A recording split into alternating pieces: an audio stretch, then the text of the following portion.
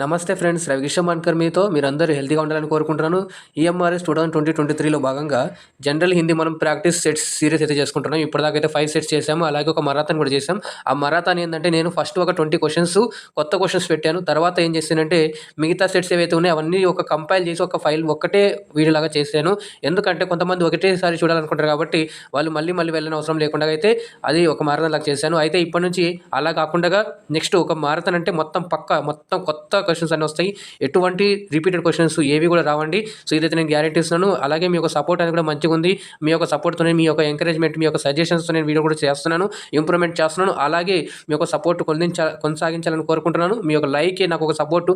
అలాగే మీరు ఈ వీడియోని చాలా మందికి షేర్ చేయండి. అలాగే కొత్త వాళ్ళు అయితే కనుక ఛానల్ సబ్స్క్రైబ్ చేసుకొని పక్కన గంట సింబల్లోకి ఆల్ అని సెలెక్ట్ చేసుకున్నట్లయితే నేను చేసే ప్రతి ఒక్క క్లాస్ కూడా మీకు మొదటగా నోటిఫికేషన్ రూపంలో అయితే వస్తుందండి. సో ఒక్క క్లాస్ కూడా మిస్ అవ్వదు. దీనికి సంబంధించి మనం general Hindi EMRS general Hindi playlist కింద డిస్క్రిప్షన్ బాక్స్ అయితే ఇవ్వడం జరిగింది. అక్కడ నుంచి మీరు మిగతా అన్ని కూడా చూసేయచ్చు.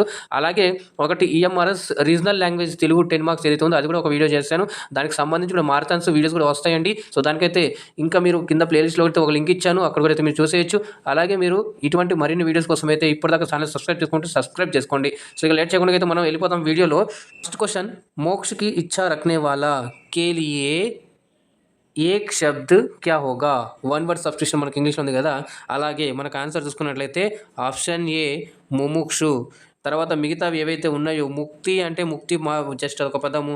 అలాగే ఇక్కడ మీరు చూస్తున్నట్లయితే ముక్తేశ్వర్ అంటే ముక్తినిచ్చేటువంటి ఈశ్వరుడు. నెక్స్ట్ డి వచ్చేసి ఉపయుక్త సభి. ఒకవేళ ఈ 3 కరెక్ట్ అయితే మనకు ఇది వస్తుంది. మనం మళ్ళీ చెప్తున్నాను, దీనికి అర్థం వచ్చేసి పైవన్నీ అని అర్థం వస్తుంది. పైవన్నీ. నెక్స్ట్ చూడండి సెకండ్ క్వశ్చన్, నయన్ కా సహీ సంధి విచ్ఛేద్ చునియే. నయన్ అనేటువంటి ఏదైతే వర్డ్ ఉందో దానికి కరెక్ట్ సంధి అనేది చూస్ చేయండి అని చెప్పేసి అంటున్నాడు. నా ప్లస్ ఎన్న, నే ప్లస్ అన్న, నై ప్లస్ అన్న, నే ప్లస్ ఆన. సో మనకు కరెక్ట్ వచ్చేసి ఇదండి, నే ప్లస్ అన్. ఇది మనకు నయన్ అయినప్పుడు ఇది ఏంటంటే మనకు అయాది సంధి అని వస్తుంది. హిందీలో మనకు అయాది సంధి అని మనం దీన్ని చేసుకుంటామండి. సరేనా? నెక్స్ట్ క్వశ్చన్ చూద్దాం. లంబోదర్ కౌన్సా సమాస్ హే? లంబోదర్ అనేటువంటిది ఏ సమాసానికి చెందినటువంటి ఉదాహరణ అని చూసుకున్నట్లయితే మనకు ఆప్షన్ ఏ అవ్యయీభావ, ఆప్షన్ బి ద్వంద్వ సమాస, ఆప్షన్ సి తత్పురుష సమాస, ఆప్షన్ డి బహువ్రీహి సమాస. సో మనం నిన్నటి మారథాన్ దాంట్లో మీరు చూసుకున్నట్లయితే ఈ సమాస్ గురించి ప్రధానత के आधार पर ఎన్ని భేదులు, అలాగే జనరల్గా ఎన్ని టైప్స్ అని చెప్పేసి మనం మాట్లాడుకున్నాం. ఇకపోతే మనము దీంట్లో చూసుకున్నట్టయితే పూర్వపద్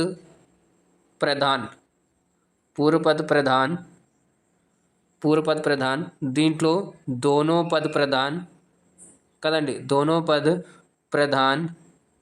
థర్డ్ చూసుకున్నట్లయితే మనకు తత్పురుషులో ఉత్తర పద్ ప్రధాన్. నెక్స్ట్లో చూసుకున్నట్లయితే మనకు ఫోర్త్ది ఏదైతే బహువ్రీహి ఉందో అన్య పద్ ప్రధాన్ అని అనొచ్చు, లేకుంటే దోనో పద్ ప్రధాన్ నహీ హై. సో ప్రధాన్ నహీ హై చూసుకున్నట్లయితే ఇక్కడ మనకు చూడండి, ఇది లంబోదర్, లంబా హై ఉదర్ జిస్కా అర్థాత్ గణేష్ అని వస్తుంది. కాబట్టి మనకు 3వ పదం వైపు సంకేతం చేస్తుంది. కాబట్టి మన యొక్క ఆన్సర్ వచ్చేసి డి బహువ్రీహి సమాస్. फोर्थ क्वेश्चन, निम्न में से हिरण्यगर्भ का पर्यायवाची శబ్ద है? కింది వాణిలో హిరణ్యగర్భ్ అనే పదానికి పర్యాయవాచి శబ్దము ఏది అని చెప్పేసి అడుగుతున్నాడు. Option A Ganesh, option B Brahma, option C Vishnu, option D Mahesh. మనం చూసుకున్నట్లయితే బ్రహ్మ అండి. సో నాభి అందు జన్మించిన వాడు కాబట్టి హిరణ్యగర్భ అని చెప్పేసి వస్తుంది. విష్ణు అంటే మనకి ఇవన్నీ దేవుళ్ళ పేర్లు అండి ఇవి. నెక్స్ట్ చూడండి, మనకు 5th క్వశ్చన్ వచ్చేసి మహేష్ కౌన్సా సంధి కా ఉదాహరణ హై? మహేష్ అనేటువంటి పదము ఏ సంధికి సంబంధించిన ఉదాహరణ? వ్యంజన్ సంధియా, లేకుంటే స్వర్ సంధియా, లేకుంటే గుణ సంధియా, అయాది సంధి కాకుండా మనకు గుణ సంధి. ఎందుకయ్యా గుణ సంధి అంటే ఆ ప్లస్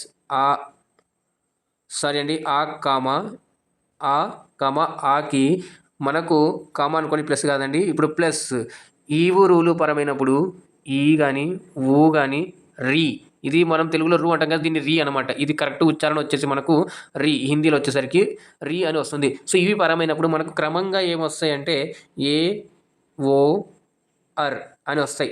సో అర్ అని వచ్చినప్పుడు ఇప్పుడు చూడండి మహేష్ అని దాంట్లో మనం విడదీస్తే మహా ప్లస్ ఈష్. మీకు ఇది కూడా చెప్తానండి, ఎక్స్ప్లెయిన్ చేస్తాను. ఇక్కడ మహా ప్లస్ ఈష్ ఇక్కడ చూసారా, ఆ ఉంది దీంట్లో, దీంట్లో ఈ ఉంది. సో ఏమైంది, ఇది మనం ఈక్వల్ టు చూసుకున్నట్టయితే కనుక ఏ కింద వస్తుంది. చూడండి ఏ వచ్చింది ఇక్కడ, ఇక్కడ ఏ ఉంది కాబట్టి మనకి ఇది వస్తుంది. ఈకి ఈ, అలాగే ఊ వచ్చిందనుకోండి ఓ వస్తుంది.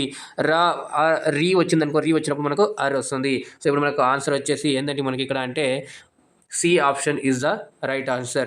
నెక్స్ట్ క్వశ్చన్ చూసుకున్నట్లయితే 6th క్వశ్చన్ कौन सा शब्द में शुद्ध वर्तनी है. కరెక్ట్ స్పెల్లింగ్ అనమాట. చూడడానికి ఇక్కడ మీకు ఒకటేలా కనిపిస్తున్నాయి కానీ దీంట్లో కరెక్ట్ వర్డ్ ఏంటిది మనకు ఉదాహరణ అనే దానికి కరెక్ట్ ఏది అంటే మనం చూసుకున్నట్లయితే ఏ option is the right option అండి. మిగతా అన్ని కూడా స్పెల్లింగ్లో తప్పులు ఉన్నాయి. 7th క్వశ్చన్ శుద్ధ వర్తని శబ్ద హే. కరెక్ట్ స్పెల్లింగ్ ఉన్న వర్డ్ ఉంది ఇందులో కింద వాటిలో అని చెప్పేసి అంటున్నారు. నిర్శన, మకన, అత్యాచార లేకుంటే బుద్ధియ. ఇక్కడ మనం చూసుకున్నట్లయితే నిర్ష మనకు ఇక్కడ మీకు చూసండి నిరాశ తెలుగులో వస్తుంది కదా మనకు నిరాశ. నెక్స్ట్ చూసుకున్నట్లయితే మకన్ అంటే మకాన్ అంటే ఇల్లు. నెక్స్ట్ వచ్చేసి అత్యాచార్ అంటే అత్యాచార్ ఇలా రాస్తామండి మనం, ఇలా రాస్తాం అత్యాచార్. సో అక్కడ అత్యాచారం ఉంది. సో బుద్ధి ఈజ్ ద మనకు కరెక్ట్ ఆన్సర్. బుద్ధి అనేటువంటి పదం కాదు కరెక్ట్ ఉంది కాబట్టి మనకి ఇదే ఆన్సర్. 8th క్వశ్చన్ జ్ఞాని కా ఉల్టా శబ్ద హే. జ్ఞాని కా ఉల్టా శబ్ద హే. జ్ఞాని అనేటువంటి దాని పదానికి వ్యతిరేక పదము, ఉల్టా పదము, ఇలాగా భిన్నార్థ పదము, విపరీతార్థ పదం అన్న కూడా మనకు ఏమొస్తుందంటే అన్నిటికీ మనకు వ్యతిరేక పదం అంటే యాంటోనిమ్ అంటే ఇంగ్లీష్లో. సో ఇక్కడ మనం చూసుకున్నట్లయితే ఆప్షన్ ఏ అజ్ఞాని, ఆప్షన్ బి విజ్ఞాని, ఆప్షన్ సి అజ్ఞాని, ఆప్షన్ డి అజ్ఞాని. సారీ అండి ఇక్కడ రెండు ఆప్షన్స్ సేమ్ వచ్చాయి. అక్కడ యాక్చువల్గా ఇక్కడ మీకు ఇక్కడ సుజ్ఞాని పెట్టుకున్నట్లయితే కనుక మీరు ఇది సుజ్ఞాని ఉండాలి. మనకు ఆన్సర్ వచ్చేసి అజ్ఞాని. C option is the right answer అండి. సో ఇంకా మిగతా చూసుకున్నట్లయితే అజ్ఞాని అంటే ఏం పదం లేదు. విజ్ఞాని అంటే సైంటిస్ట్, అలాగే సుజ్ఞాని అంటే మనకు మంచి జ్ఞానవంతుడు అని చెప్పేసి వస్తుంది. సో మనకు ఆన్సర్ అనేది సి. 9th క్వశ్చన్ చూసుకున్నట్లయితే వన్ మే లగ్నే వాలి ఆగ్ కే లియే ఏక్ శబ్ద్ హై. ఏక్ శబ్ద హై అనేది మనకు 2 సార్లు వచ్చింది కాబట్టి ఒకటి తీసేయండి ఇక్కడ. సో ఏక్ శబ్ద హై అంటే ఇదేంది వన్ వర్డ్ సబ్స్టిట్యూషన్ అనమాట. అంటే ఏదైతే అడవుల్లో దహించే ఏదైతే అగ్ని ఉందో అది ఒక పదంలో చెప్పాలంటే ఏం చెప్తారు. బడవాగ్నియ, దావాగ్నియ, జ్వాలాగ్నియ, కోయి నహి. సో మనకు ఆప్షన్ వచ్చేసి బి దావాగ్ని. సో బడవాగ్ని అని అంటే ఎక్కడ వస్తుందంటే మనకి ఇది సముద్రాల్లో ఇవి మనం చూస్తామండి. సముద్రాలలో వచ్చేటువంటి ఏదైతే సముద్రాల్లో అగ్ని జ్వాల వస్తుందో అప్పుడు మనకు అది బడవాగ్ని అంటారు. సో దావాగ్ని అంటే వనాలని దహించేటువంటి అగ్ని మనం దావాగ్ని అని అంటాం. సో జ్వాలాగ్ని అంటే అగ్ని జ్వాలలుగా ఎగిసిపడుతుంది కాబట్టి జ్వాలాగ్ని. కోయి నహి అంటే మనకు చెప్పుకుంటారు గుర్తుపెట్టుకోవాలి మీరు, ఏది కాదు. నెక్స్ట్ చూసుకున్నట్లయితే మనకు 10th క్వశ్చన్ సదైవ్ కా సహీ సంధి విచ్ఛేద్ హై. సదైవ్ అనే పదానికి కరెక్ట్ సంధి విచ్ఛేదం ఏది.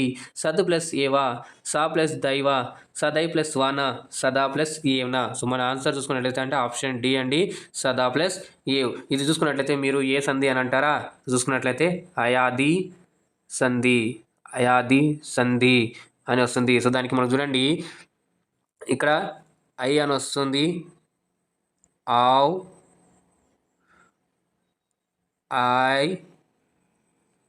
ఆవ్ ఇలా వస్తుందండి.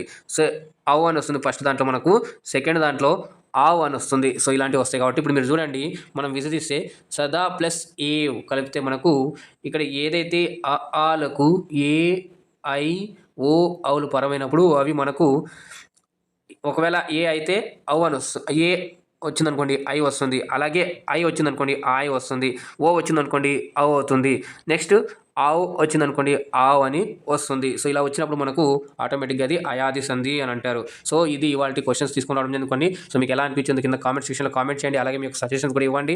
ఇంకోటి ఏంటంటే మీకు ఇలాగే మీకు కంటిన్యూస్గా కొన్ని వేరే క్లాసులు కూడా మీకు తీసుకొస్తానండి. ఐసీటీ టీచింగ్ యాప్ ఇలాంటివి కూడా మీకు మరి మీరు రిక్వెస్ట్ చేస్తే దానికి కూడా తప్పకుండా అయితే నేను మరాథన్ లాగా తీసుకొస్తాను. దానికి ప్రాక్టీస్ సెట్స్ ఏం తీసుకురానండి, డైరెక్ట్గా మరాథన్ లాగానే ఒక లాంగ్ వీడియో లాగా తీసుకొస్తే మీకు కూడా హెల్ప్ అవుతుంది నేను భావిస్తున్నాను. మరి మీరేమంటారు దానికి కింద కామెంట్ సెక్షన్ తెలియజేయండి. అలాగే ఇప్పటివరకు అయితే ఇంకా లైక్ చేయలేదు వీడియోని, వీళ్ళకి లైక్ చేయండి, అలాగే షేర్ చేయండి. వాళ్ళైతే కనుక ఛానల్ సబ్స్క్రైబ్ చేసుకొని పక్కన గంట సింబల్కి ఆల్ అని సెలెక్ట్ చేసుకోండి. అప్పుడు నేను చేస్తే ప్రతి ఒక్క క్లాస్ కూడా మీకు మొదటిగా నోటిఫికేషన్ రూపంలో అయితే వస్తుందండి. సో నేను చివరికి చెప్పేది ఏంటంటే మీరు జాగ్రత్తగా ఉండండి, సురక్షితంగా ఉండండి, మీ యొక్క ప్రిపరేషన్ బాగా కొనసాగిస్తున్నాండి. సో ఇదండి ఇవాళ వీడియోలో. మీ అయితే అందరికీ ఆల్ ది బెస్ట్, ఎగ్జామ్ బాగా రాయాలని కోరుకుంటున్నాను. ఇప్పటిదాకా ఏదైతే ప్రిపరేషన్ అయ్యారో దాన్ని ఇంకోసారి బాగా రివైజ్ చేసుకోండి. కొత్త టాపిక్స్ ఏవి కూడా ముట్టద్దండి. సో ఇంకా మీరు నన్ను టెలిగ్రామ్, ఫేస్బుక్లో ఫాలో అవ్వచ్చు. దానికి సంబంధించి కింద లింక్స్ డిస్క్రిప్షన్ బాక్స్లో అయితే ఇవ్వడం జరిగింది. మన యొక్క ట్యాగ్ లైన్ వచ్చేసి move forward with positive vibration. చూసుకున్నట్లయితే మనం ఏదైనా కానీ సమస్యను చూసి పారిపోకుండా దాన్ని ఎదురించి పోరాడినప్పుడే మనం అంతిమంగా విజయంగా మనదే సాధిస్తామని చెప్పేసి నేను చెప్తున్నానని గట్టిగా. అలాగే మళ్ళీ కలుద్దాం మరొక నెక్స్ట్ క్లాస్తో. అందాక ధన్యవాదాలు. జై హింద్.